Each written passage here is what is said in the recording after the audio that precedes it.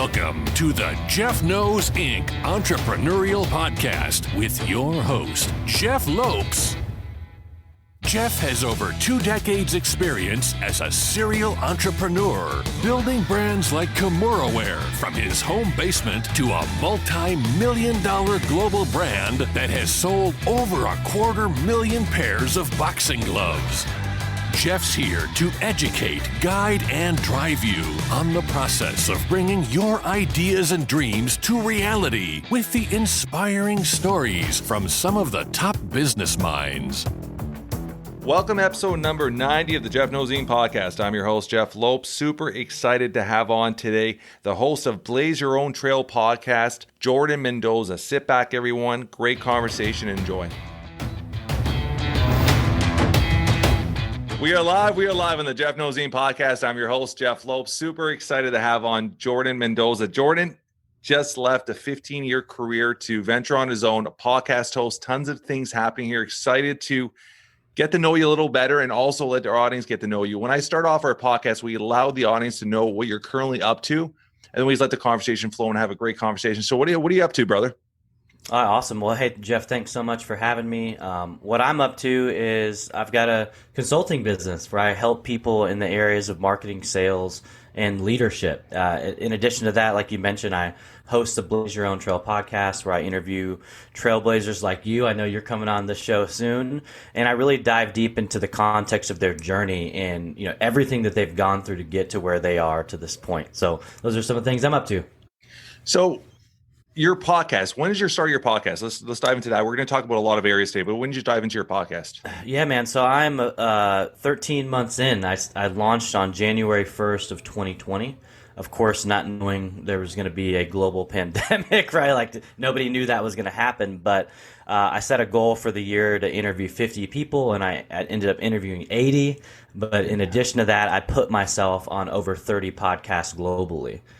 Just to really craft my story and be able to share my story with other audiences and try to build my brand in that capacity. Yeah. How important is that? I think the podcast world has got so overwhelmed in the last while, and that's a good thing, and it could be a bad thing, but it'll weave out quickly over the next 6 months, the true podcasters, the future people that they're adding value to the listeners. But when you started this podcast, and like you said, it's a situation of growing your audience. How important was it for you to put yourself into the situation of being a guest, not just being a host?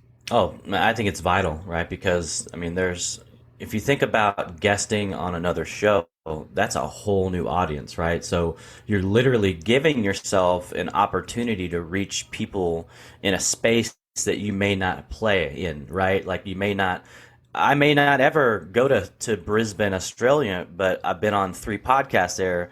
And so people are getting to know me, and now they follow me on social and they listen to my show. They're writing reviews for the show, right? Yeah. And so I think that's a great thing because, like, for me, my goal is to reach as many people as possible because it does come from a place of value. It comes from a place of, man, I didn't even know that. I knew of this person, but I had no clue what they went through in their life to get to where they are, and when you can share those stories with people, it puts these little deposits in us that inspire us to want to do something different or be something different.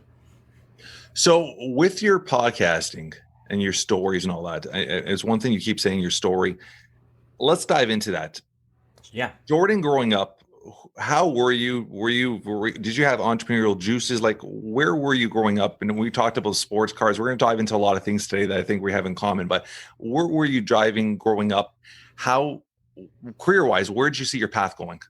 Oh, man, definitely not to college. I knew from being a young kid.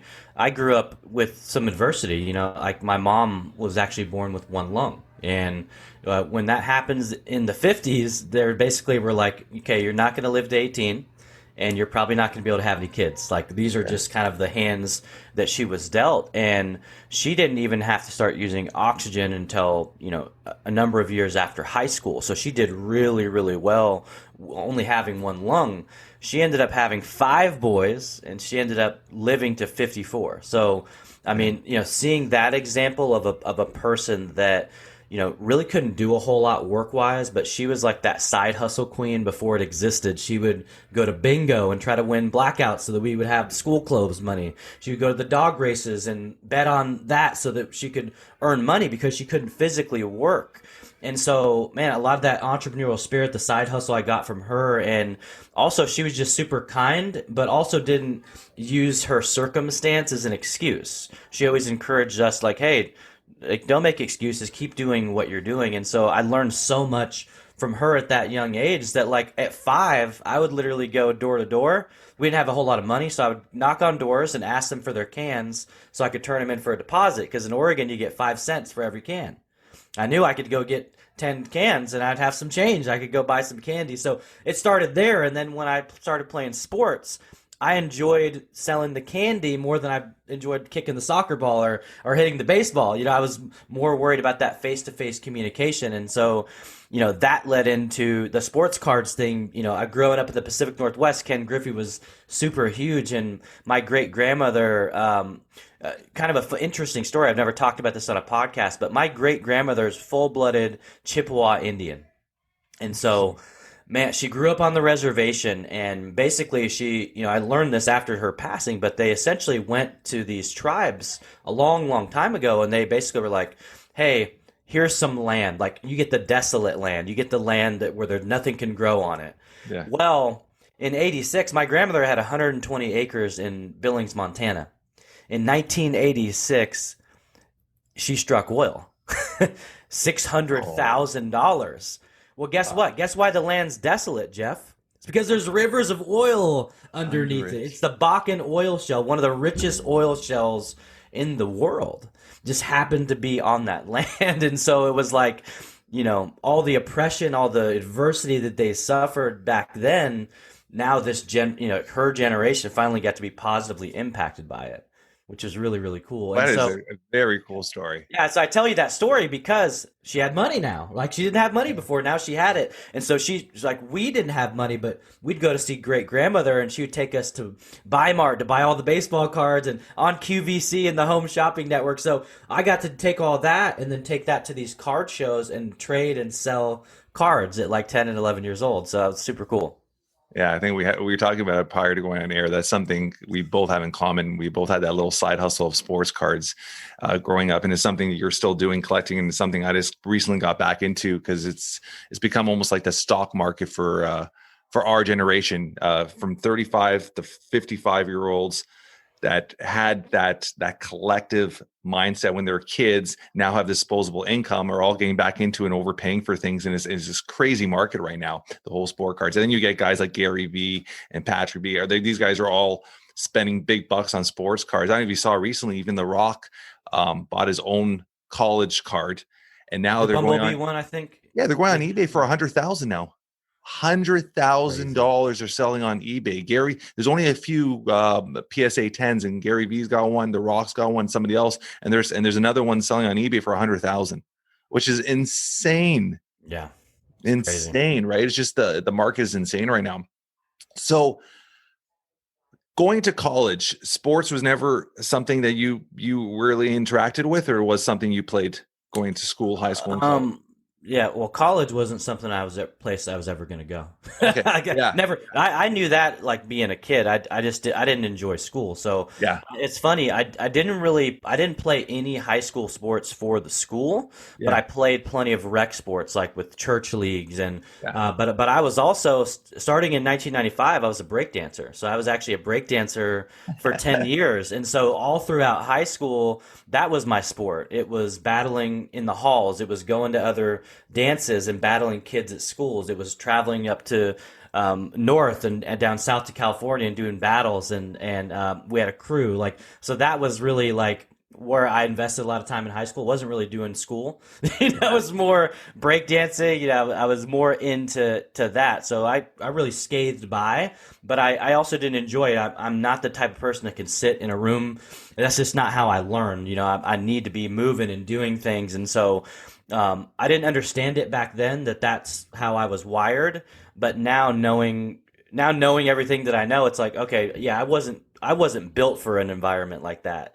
And it's the same reason why I had to leave corporate after 15 years is I'm a terrible employee, because my mind is always constantly working and thinking and trying to innovate and do these things.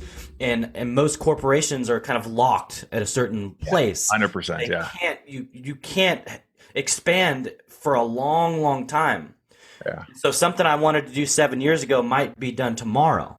Yeah. And I couldn't handle that anymore because, I have all these ideas and all these things that I want to accomplish. And being an entrepreneur is nowhere near as rewarding as an entrepreneur. And I've learned that very quickly in my first 4 weeks. 4 weeks.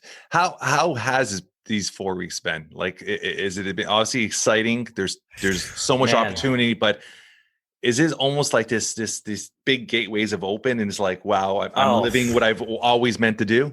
Man, so I don't know if you can see that picture behind me, Jeff. Yeah, I was looking at it. Yeah. So it says "Blaze Your Own Trail." It's got an eagle. I don't know if you noticed something. I see the cage. Yeah, the cage. Yeah, cage. That's the first thing I noticed when you came on today. So my team, and this is the team. We were called the Magnificent Seven. A lot of these people I've known for a decade. And so it was very hard to leave this team. It was tough to do. I mean, this is a place I feel like I've grew up as a man at this company. Yeah. And so I asked my boss when I gave my notice. I said, "Hey, would you mind if on our team call, if I let the team know in person? I want to really let people know that I'm leaving. I feel this is the right thing. I don't want to text them. It's just not, it's not personal." And so we did it. And of course it was emotional. I'm losing it. They're losing it. And one of my coworkers, Pablo, tells me the story about the eagle. And he said, have you heard this story, Jeff? About the eagle? No. Okay, so here's how it goes. So and I'll kind of ad-lib it here just for time's sake, but so there's an eagle that had fallen from the mountains and ended up on a chicken farm and was raised by chickens. And so it would do everything the chickens do. It would try to eat like the chickens do. It would try to walk and try to, make noises like the chickens do. And one day the farmer came and talked to the eagle and said, "Hey, you're not a chicken, you're an eagle. You don't belong here. You need to be back with your kind." And he's like, "But what do you mean? This is where I live. This is my family." And he's like, "I'm going to take you to where you need to be." And he drives the eagle up to the top of the mountain and he goes to the highest point and goes to the edge. And he says to the eagle, "You were not meant to be here. You were meant to spread your wings and fly. There's so much more out there for you to explore. And you need to spread your wings." And the eagle's scared and it's kind of on the edge, and the farmer kind of pushes the eagle off. And when the eagle goes off of that cliff, spreads its big majestic wings, and it just flies. And Pablo says, "Jordan, you're the eagle and you need to leave the cage." And man, blaze your own trail. That's very powerful. Very powerful. And so my company is called Blaze Your Own Trail Consulting. Yeah. My podcast is the Blaze Your Own Trail podcast. I have a mastermind launching the 22nd called the Blaze Your Business Mastermind. I have a 30-day challenge launching in March called the 30-day Content Challenge. So everything got to be synonymous. And man, like you said, it's like the gates open, man, because business is going phenomenal. Every week in the 4 weeks, I've gained clients. I've got some strategic partnerships I'm working on, and I couldn't have written a better start. It's been phenomenal. So, yeah, I mean, how I always look at everything, Jordan, is everything happens at the right time when you are truly ready. I truly believe that, and you can't force things. And I do believe you being in an environment like that for 15 years, as much as it was a struggle, you probably learned so many valuable lessons. And on top of it, your relationships, your partnerships, you learn how to adapt, you learn how to work with people. There's been so much value added to it that's going to make you so much better as a coach. And I'm going to explain this to you because I don't know if we talked about this the other day or not when we talked. One of my pet peeves and one of the things I absolutely can't stand, and this is why I got into coaching. I don't need to be in coaching. I got 3 successful companies. We're doing extremely well. I have a lot of real estate. I don't have to be in coaching. What I'm doing, why I got into coaching, 3 years ago, I started, and we talked about this. I took on 64 entrepreneurs in a 3-year period under my wing, all young entrepreneurs. I tried to get everybody right at the beginning, start off, and I've helped develop these guys up to some of them 7-8 figures from ground zero. I've never charged a penny. Just recently, I started actually taking on paid clients in this past last few months. But the reason why I did it, because I would go on social media and I would see all these 20-year-olds, 22-year-old coaches and they're trying to sell you these packages and they're trying to explain how great they are. And I'm like, none of these guys have lived life. They've never experienced life. They don't, what have they built or who have they helped to be able to give all this advice?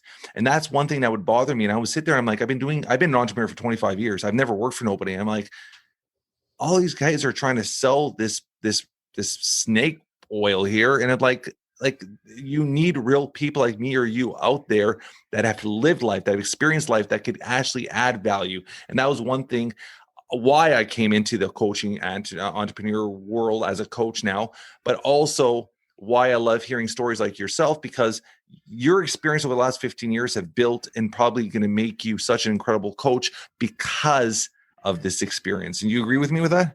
1,000%. And I spent the last 3 years teaching a 6-month leadership program. Yeah, we talked about that. I coached 50 people. Yeah. You know, so yeah. And listen, coaching is just like teaching. It's just like bicycling. It's just like lifting weights. You got to put in the reps, right? Yeah. If you want to be a good coach, because the difference between, coaching and feedback is coaches are asking powerful, open-ended questions to try to help the person figure out the answers on their own. And feedback is based on observed behavior. And what I see a lot, and you probably see this too, is people get them mixed up and they intertwine them and they combine them. Yeah. And there's a big difference in the two. And coaches do way less talking than people giving feedback, right? So I always like to make sure that people understand that, because sometimes you think you're giving feedback, but you're coaching, and you think you're coaching, but you're giving feedback. So I love that part. I love that part of it.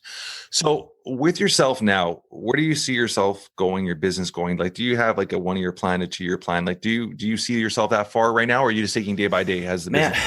Listen, I'm one of those people that I wanted to first come out of the gates running. And here's the thing, just to give the audience context, I've had the business 3 years. It's been the side hustle. Yeah. And I just made it the main hustle. So I like to tell you that because, like me leaving, I already had revenue. I already had clients. I already had people, retainer-based clients, people going through my 12-week LinkedIn coaching program, one-on-one clients. So I already had that established. Yeah. So for me, it was just, I think, stepping out in faith that I needed it to make it the main thing. I needed to prove to myself. And listen, I needed a 2020, Jeff, to teach me the lessons that I learned in 2020 that enabled me to be prepared to go. And what do I mean by that? I mean, I did a 40-hour corporate job as a training and development manager responsible for over 200 plus associates. I also interviewed over 50 people on a show and was a guest on or 80 people and was a guest on over 30. I also had active clients and did that business. So what did 2020 teach me? Is that if I actually just focused on one of those things, or maybe to the podcast, the business, I could exponentially increase my income over my corporate role. Yeah.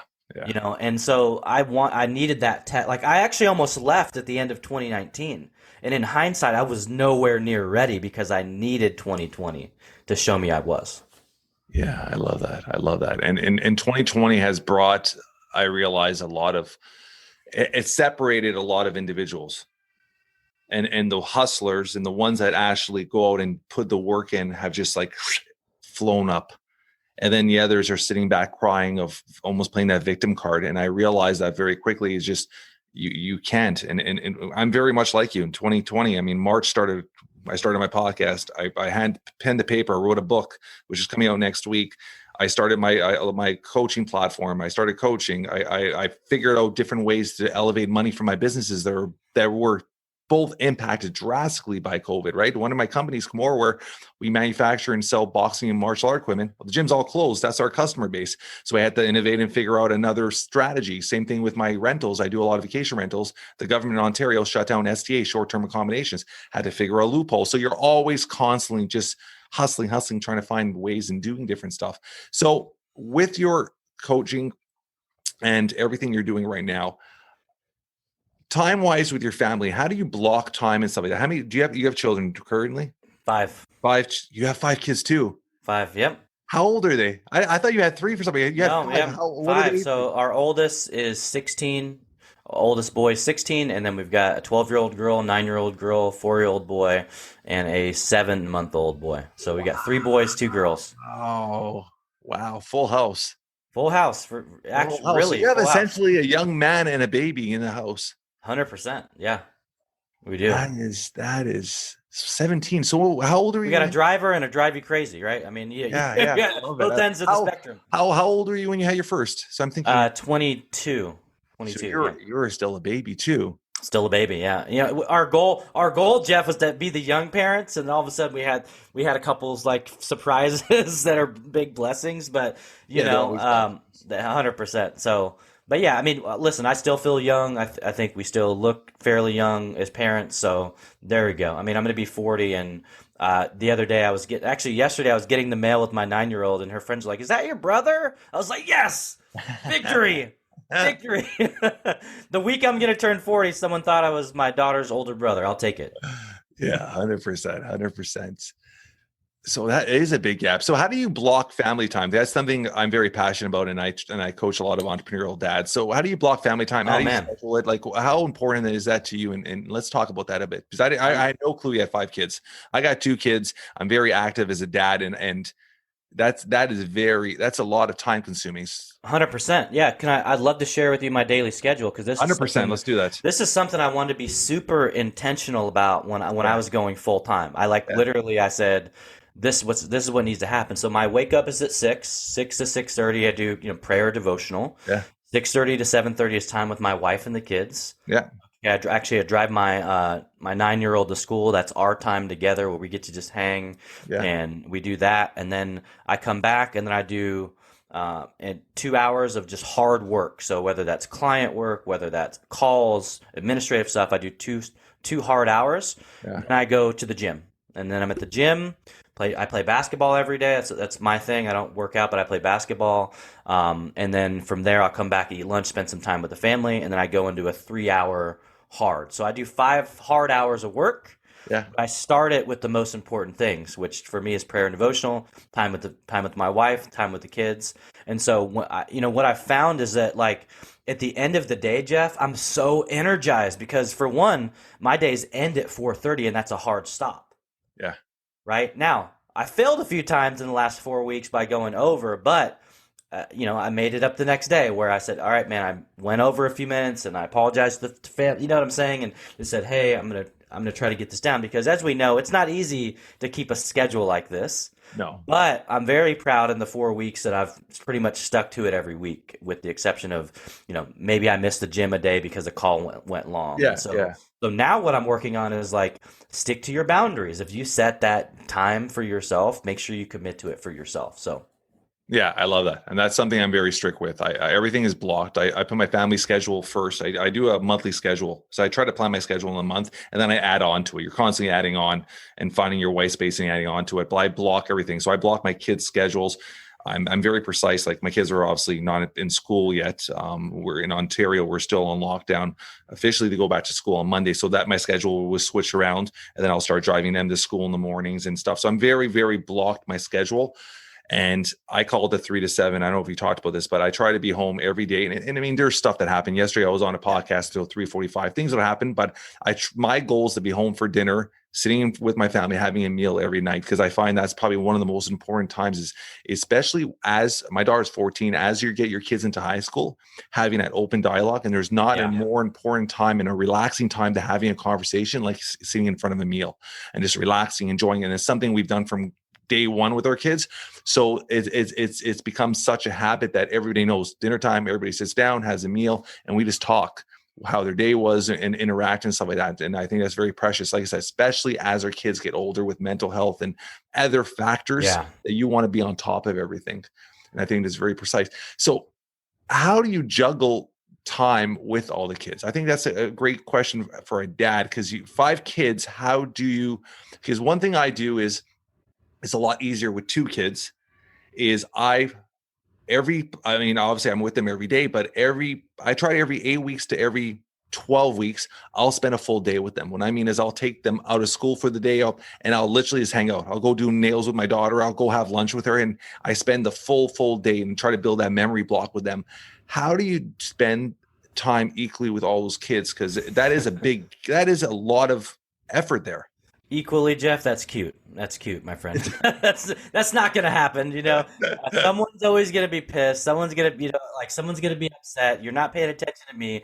So I do my best, brother. That's what I do. But listen, first off, our wives, like my wife, real MVP. Like if we had to trade places, there is no way I could do what she does. Like jury, executioner, judge, lawyer. I mean, like she plays all the roles, doctor, mediator. Like you think about that. I get left with two of them for an hour, and all chaos is like the house is turned upside down when she gets home. So I'm very self-aware that I'm not the best at managing all the kids' stuff, but I try to like, hey, you get to ride with me to the store today. I try to mix it up like that. Hey, I'm going to the store. You two get to go. Or, hey, let's all do this. Or let's all five of us go to the park. So, but man, like, that was a cute question, man. Like, you can't, there's no way I can give them all equal time. Come on, I'm one guy here. I love it. I love it. I love it. I love it. So with your business now, is there any ventures onto like writing books or anything like that? Like, where's your mindset over the next little while for branding yourself? Yeah, man. So actually, it's funny. I had some folks on my show that are big time author, Mark Victor Hansen. I think you've heard, Chicken Soup for the Soul, and he's like, "You ever thought about writing a book?" I said, "Yeah, actually, I typed a title on my phone, and the title was How I Blaze My Own Trail and How You Can Too." Yeah. And I'm like, what a perfect title for a book, because it goes in with my brand and everything, and it would literally just be the journey and kind of the principles I think that help me get to where I am. Things like overcoming adversity, things like positive mindset, all of those principles that I think are core for most people that have success and that can get to the other side if they've come from a place of lack, or they've come from a place where their circumstances don't look like they should be out on the other side, because I think I shared a little bit, but like I've had 4 pivotal moments in my life. And I say 4, there used to be 3, now there's 4, Jeff. The first one came in 4th grade when I was stung by 53 bees. And this happened at the 4th grade picnic. Jeff, I still don't know to this day why we had a picnic at the last day of 4th grade. It's usually 5th grade, you're going to middle school, but I was happy to be there. So I was up to bat. I swung a baseball bat. I spun around. The bat flew under a tree. And when I grabbed it and stood up, there was a beehive on my head. And literally, I was running. Kids are running away. Teachers are running away. Bees are stinging me. And finally, a couple teachers grabbed these big coolers and dumped them on me and started picking the bees off me. But yeah, 53 bee stings in fourth grade. That was my first pivotal moment in life. If I was allergic, Jeff, we wouldn't be having this conversation. And then at 12, we had moved between birth and 14. I think I moved 14 times. Wow. We didn't have a lot of money, so I think it was, I don't know if we got kicked out, I don't know the situation, but we moved in 7th grade, like a few towns down, so I had to take 2 public buses to get back to my old school, because even though we moved those, 13 times prior, we always stayed in the same school district. Yeah. This time we moved away, and so I begged my mom, I said, "Mom, I don't care if I have to take 2 buses, come with me on the route." So we did the route together. We stopped at a 7-Eleven, which is like the halfway point. We met the lady at the store. And because she wanted to make sure I was prepared for this route, well, I'm on the route one day, and I had a routine every day, Jeff. I would go in the 7-Eleven, wait for my bus. I would take my 50 cents. I'd play Mortal Kombat 2, and I'd wait for my bus. And that was literally my routine. So one day on this routine, I was playing Mortal Kombat 2. The bells, the chimes of the store, I could hear somebody had walked in. I hear a male's voice yell, "Hey, Daniel." And I'm Jordan. I'm not Daniel, so I just keep playing my game. Within about a minute, my body was lifted. I was shoved against the Terminator 2 pinball machine that has the gun as a trigger. I was assaulted, punched several times, thrown on the ground, and handcuffed and put into a cop car. Like, meanwhile, the lady, Rosa, I knew her because my mom knew her, was screaming at the cops, "His name's not Daniel." They're cussing at her. And they literally put me in the cop car, and they said that I was arrested for being a Hispanic runaway. And I'm like pleading with them. I'm crying. I'm like, "Listen, I don't do my homework that often, but I know my homework's in my jacket pocket. If you pull it out, you will see my name." And brother, when I tell you that officer reached his hand in that pocket, he opens it up, it says Jordan Mendoza, and he looked like he saw a dang ghost because he knew he screwed up.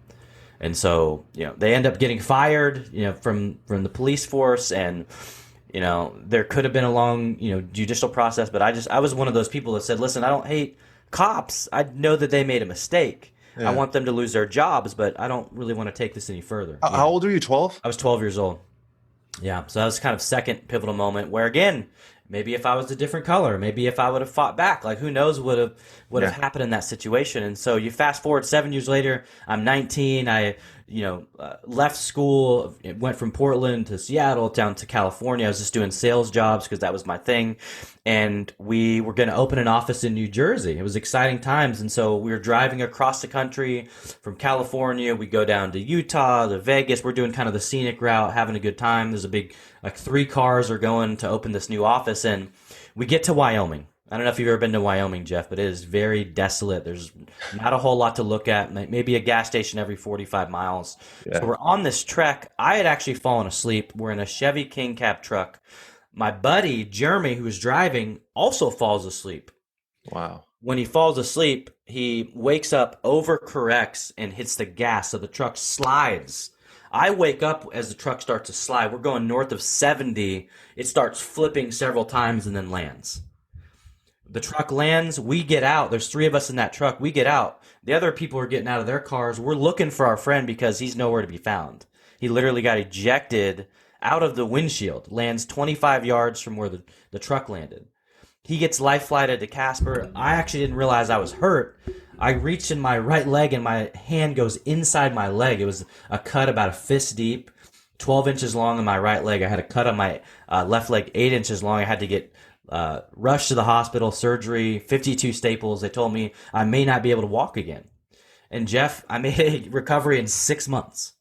6 months. I could do everything that I could do prior to that accident. So those were the 3 pivotal moments. The fourth one was about 5.5 weeks ago when I gave my notice to go into full-time entrepreneurship. That was the 4th pivotal moment in my life. And I think when I think back to everything that I've been through, when I think back to adversity, I still don't feel like I've faced what my mom experienced. And so that gives me a very unique lens to look at the world through, because most people would say any one of your experiences and I might be out. I might have a victim mentality, but I grew up with a woman who showed us such grace and showed us that regardless of your circumstances, you can do anything that you want to do.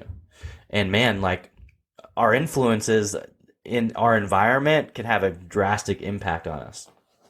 I love that. I mean, there's a lot of impact in those little moments, and in how you react to them and how you actually appreciate them and look back at them are so crucial, right? I mean, I look at my son, and we'll talk about this when I'm on your podcast, but I look at my son and how he's impacted myself and my family through his journey, but he doesn't realize he's impacting it because he's just living life. And I look at him, and when he overcomes another obstacle, which he's overcome hundreds of them from day one in his 12-year journey, I look at him, he doesn't realize overcoming to him is just another day. And I think that's very clear with your mom. It wasn't a situation of overcoming obstacles. It was another day of just survival. It's another day of just becoming better. It's another day of protecting your kids. So it was just another day. And those people are the ones that are unselfish, the ones that just do what has to be done to get the work done are so important, so crucial, because they become indirect mentors to us. 100%. And I think that indirect mentorship your mom has taught you has been obviously probably one of the most valuable things you're ever going to take, and your appreciation for her, because every time you talk about it, you have a smile on your face, because obviously the love is there, which I appreciate. Yeah. And a lot of people, your mom is still with us, right? No. She passed away in 2012. Oh, I'm sorry about that. Yeah. I mean, that was tough. It was, I was actually working for Gables, and I was managing a property, 558 units. I had 17 employees. I mean, the largest asset. And man, when I got that news, it was crushing. I was flying from Georgia to Oregon. She called me one day. She said she fell, and she's like, ambulance came and got me. They're just going to evaluate me. I'll be fine. I'll be fine. And that was the last day I heard her voice, because she went to a coma. It came down with pneumonia, and then her kidney started to fail, and then her heart, because 54 years of overcompensating with that one lung, and her body just said, I've had enough, it's time. And so 3 months later, she passes away. And, when I got that call from my brother, like it was that deep pit in your stomach. I kind of fell to the ground. And then I just said to myself, what am I going to do with my life? My mom's gone. Like, this is the person who's been by my side. Like, I talked to the woman 2 or 3 times a day. I was Big Mama's boy, you know what I'm saying? Yeah. She had 5 boys. And so, but all of us had that closeness with her. So I was at the first time in my life, Jeff, I literally felt like I didn't know what to do.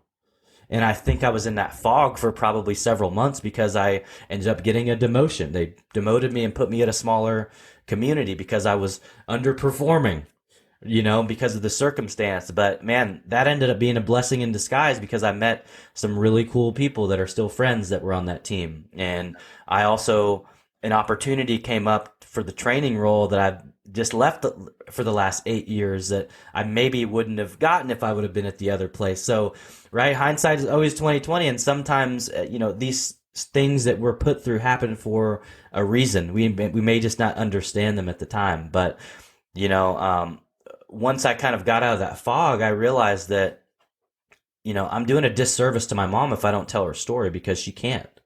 Yeah.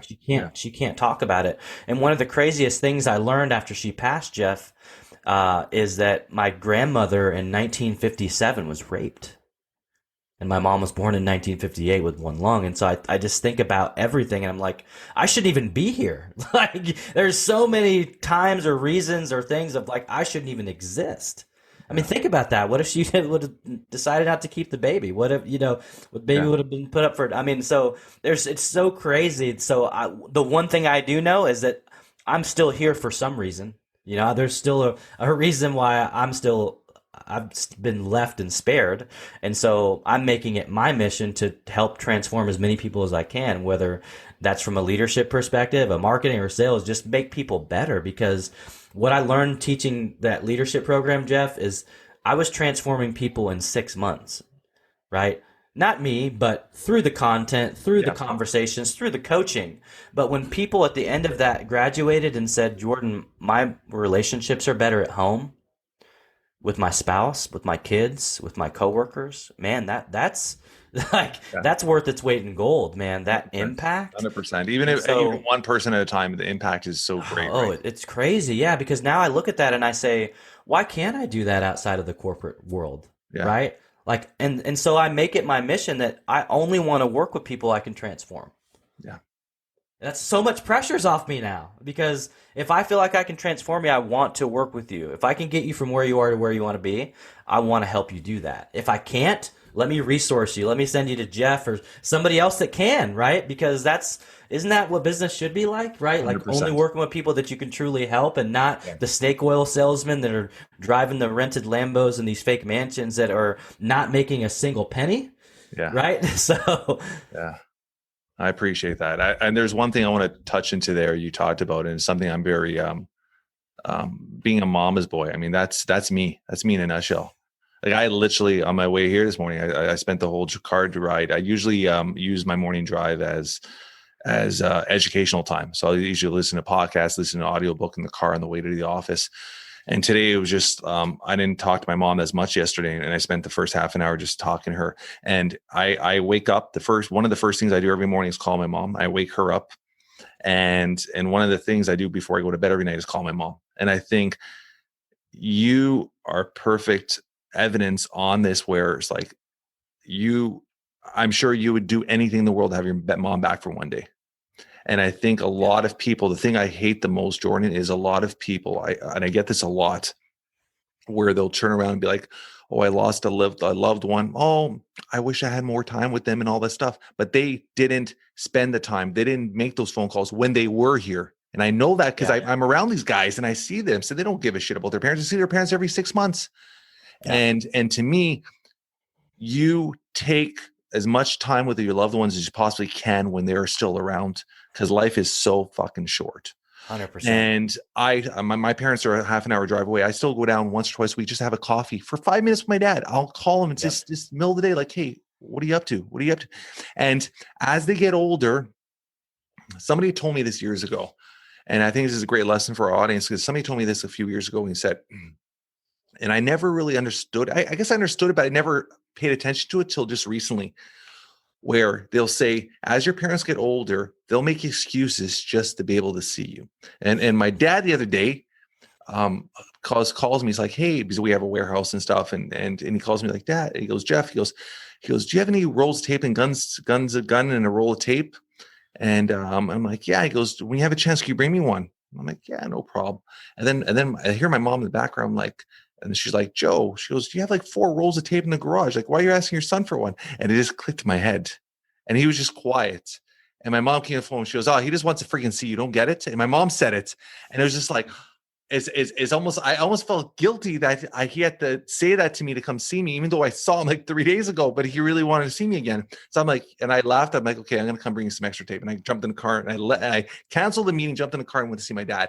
Because in my head, if I didn't see him and something were to happen in that moment, I would regret it the rest of my life. And I think a lot of people have to start living like that and stop living with regret after, when they cannot make the change or something does happen and they can't live and go back on that moment. Right. So I just wanted to throw that in there. And I know that's something that obviously was precious with you. Could I ask about so you never knew your father, I'm assuming? No, I did, but I didn't actually meet him till I was 12. Yeah, I'd love to talk about him and tell you that story. So I grew up with my mom, and then my stepdad was in the life a little bit, but he was an alcoholic, so it's kind of a tough environment, like never violent to kids, but he did show violence to my mom, when I was a kid, and I actually had one altercation with him. I was probably about 10, and we were with my stepdad. We were in a parking lot. I can't remember what grocery store, and I remember he hit my mom. I was in the back seat, and my mom had oxygen at the time, and I remember it was just instinct, Jeff. I literally grabbed the oxygen wire and I wrapped it around his neck, and I pulled him back, and I said, if you ever lay your hands on my mom again, that would be the last thing you ever do. And I will tell you, he never touched my mom ever again after that. And he also I think had a different level of respect for this 10-year-old that basically was not joking with him, So that was my stepdad. Now we have a relationship now. When my mom passed, he hasn't drank a lick of alcohol in 30 years. So the guy has changed, and I'm grateful for it. And I hope that I was some sort of catalyst for him to realize what he was doing wasn't gonna fly anymore. Yeah. Started hearing about my dad. I was probably 8 or 9. I would get some random Nintendo game in the mail, and it's from this Francisco guy in Washington, D.C. So didn't really know a whole lot about him. And so when I was 12, my mom actually came to me, and she's like, hey, you want to go visit your dad? I was like, yeah, let's go. When are we going? She's like, no, not me. You. Do you want to go visit your dad? He's asked if you can come spend the summer with him. And so I'm 12. Now, mind you, we're poor. We don't even think about Washington, D.C. Yeah. You know what I'm saying? The Washington we knew was across the river. We didn't know about the one over there. So, of course, my mind's going in 1,000 different directions. And, being the flexible kind of person that I am, I was like, okay, yeah, let's do it. Let me go meet him. So I literally flew, Jeff, from Portland to I'll never forget the flight. Minneapolis, St. Paul was where my stop. I got the stewardess walk me. I got the little captain to stay. It was such a cool experience. 12 years old, flying by myself. I got to go in the cockpit and see the captain and all this stuff. And so I get there, and then I meet my dad for the first time, and it's this. He's from the Philippines, so Filipino. He's getting married, so his wife's Filipino. He's got 2 sons, so I've got 2 other brothers that I'm meeting for the first time, and there's some cousins there, and it was a little overwhelming, right? Because I'm like, man, I'm around all these, my mom's white, and so I'm around all these Asian people now, and that first summer, getting to know them and getting to know the culture, learning about the Philippines. I got to meet my grandparents who came out from the Philippines to visit, learn some of the language, so it was a very, very cool experience. And of course, in the back of my head, it's like, where the hell were you prior to this? So that type of thing is going through my head. And so, man, it's, if I said to you today at 39, meeting at 12, that our relationship was perfect, I'd be lying to you, right? Because there's still that there's still some resentment there. There's still what happened, and I have no idea. I can't talk to my mom about it, and he's probably not going to talk about it. But yeah, he lives in Maryland. You know, he's got an incredible story. He grew up in the Philippines, and he worked on the rice fields, and then he joined the Philippine Army, and then he became a seaman, and he traveled the world painting ships. And then in the early 80s, he jumped ship and decided to come to the U.S., got a job with a landscaping company for a couple years, and then decided to open his own business, and he's had it for 40 years. So, I mean, he's had a landscaping company? Landscaping company. Yep. So, yeah, so he's been an entrepreneur for forever. So, every summer I got to essentially do landscaping, right? And so I'm digging, I'm weed eating, and learning what real hard work was, because you do that 12 hours a day, and you're in the best shape of your life. You know what I'm saying?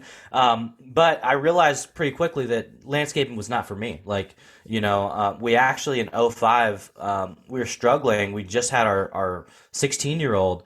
And so I called my dad. It's the first time I ever asked for anything. I said, listen, I need a job. Like, I'm not doing anything down here. We've got our new baby. Can we move up there and stay with you guys until we get on our feet? And he said, yeah. His idea, Jeff, it was 30 days. Like, he gave us 30 days. So I had to bust my tail and figure out, like, this apartment. You know, we're starting our life, you know. And so we end up, like, getting an apartment. He co-signs on a place. We didn't have credit, didn't have anything. Yeah. And I end up working for him. Well, when the winter time comes, guess what happens, Jeff? The grass stops growing. So there's no landscaping anymore. So I, just got a job at selling windows. And then we lived in this apartment building. And one day the office was like, hey, we see you. You're always happy. You're always in a good mood. You're always positive. Do you ever think about doing leasing? And I'm like, I don't even know what that is. What is that? They're like, well, you take people around, you show them the apartment. If they like it, then they rent it, and you get a commission, plus we pay you hourly. And then I said, is there benefits? Because I didn't have benefits with my dad. Yeah. And so that was how I got into the property management industry. It was literally by chance. I was a resident, and then I jump in, and then, 6 months later, I get promoted to an assistant manager. 9 months later, I'm promoted to a property manager. So literally in 15 months, from landscaper to property manager, managing multi-million dollars in real estate. Like, I mean, it was the fastest that they'd ever seen somebody advance. Yeah. So like, I'm just one of those people that if I learn something and get it down, I do it very, very quickly, and then I'm able to build and scale it. It's funny because like every revenue stream of my business, it all started just like one of those crazy thoughts that I had, and it was like, hey, why don't I try this out? And it's like, oh crap, that's selling off the shelf. So I need to up that price. Like, you know what I'm saying? And, many people, Jeff, are afraid to test things. Yeah. And they're like, I need to have this perfect thing built before I sell it. I'm like, no, sell it before you build it. See if there's a marketplace for it. Exactly. Right? Like, because if there's no market and you build it and you spend all this time and money, now you've got nothing. Yeah, I agree, 100%. I'm going to dive into two things before we end today. Philippines, in your blood, is that where your love for basketball comes? Because I have a lot of buddies there from the Philippines, and basketball is a massive part of their life. Oh, it's funny, man. So I actually have an uncle who played in the PBA, the Philippine Basketball Association. Yeah. His name is Samboy Lim. Like, everybody in the Philippines know. I mean, he's like an icon in the Philippines.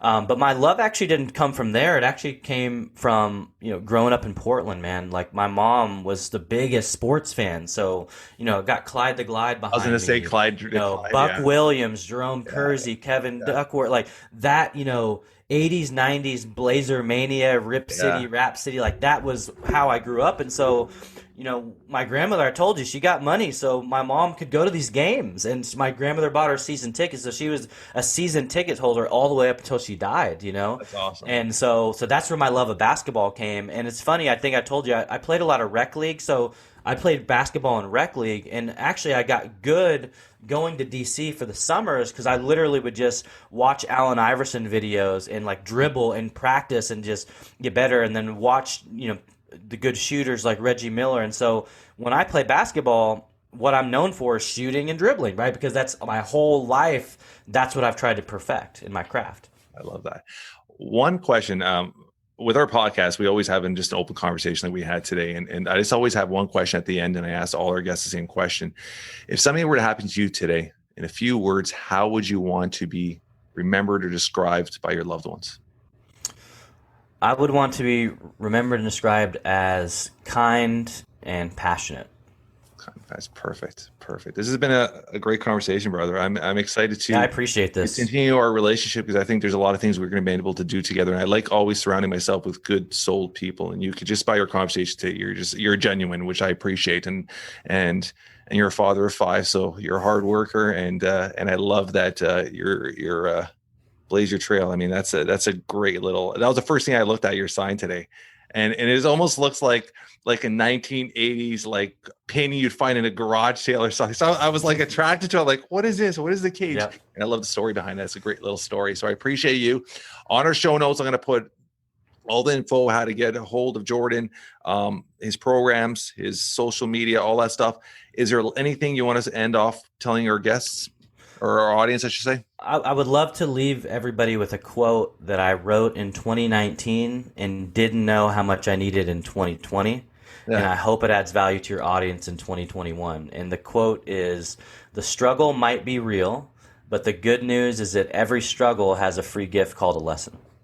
I love it. We'll end it over there. I appreciate you, brother. Thank you so much. Thank you. That's a wrap for today. I want to thank our guest, Jordan Mendoza, for taking time out of his busy schedule to be a guest on the Jeff Knows Inc. podcast. Great conversation today. If you guys enjoy this conversation as much as I did, please spread the word. Tell your friends, tell your family. We're trying to build something special here. And leave a review. 5 stars would be absolutely amazing. We love spending time reading all the reviews. Until next week, guys, keep moving forward.